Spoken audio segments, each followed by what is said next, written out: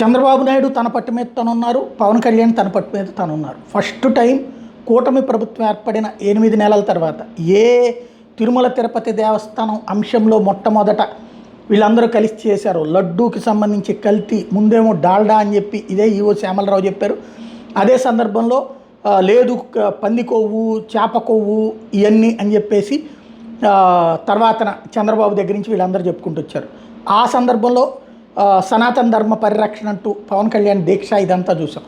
అప్పుడు అన్ని విషయాల్లో కూడా కలిసినే ఉన్నటువంటిది. ఆ తర్వాత కూడా రెగ్యులర్గా కూడా చంద్రబాబు గారి పట్ల అపారమైనటువంటి గౌరవమే పవన్ కళ్యాణ్ చెప్తుంటారు. ఫస్ట్ టైం ఒక అంశంలో, ఇక్కడ వీళ్ళిద్దరి మధ్యన గొడవలు లేవు, విభేదాలు కావు, ఒక అంశం మీదలో భేదాభిప్రాయాలు వచ్చినాయి. ఇద్దరు చిరొక అభిప్రాయం వ్యక్తం చేశారు. చంద్రబాబు నాయుడు అందరినీ మాట్లాడిన తర్వాత ఆయన చెప్పుకొచ్చినటువంటి పాయింట్ ఏంటయ్యా అంటే, డిఎస్పీ చేసిన తప్పు వల్ల జరిగింది.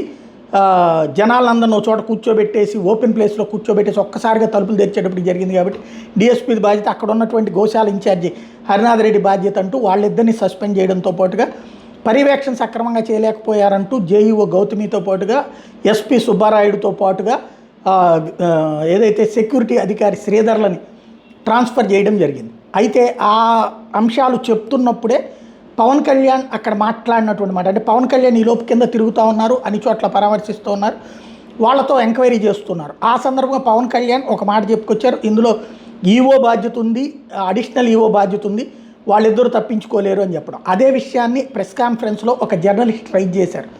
చేస్తే నేను ఇన్డెప్త్గా ఎంక్వైరీ చేసిన తర్వాత నేను నిర్ణయం తీసుకున్నాను అన్నటువంటి విషయాన్ని చంద్రబాబు గారు, అంటే ఓ రకంగా పవన్ కళ్యాణ్ ఆ మాట అన్నారు అన్నా సరే, లేదు నేను ఎంక్వైరీ చేశాక, త్వరగా ఎంక్వైరీ చేశాకనే ఈ నిర్ణయం తీసుకున్నాను అన్నటువంటి ప్రకటన చేశారు.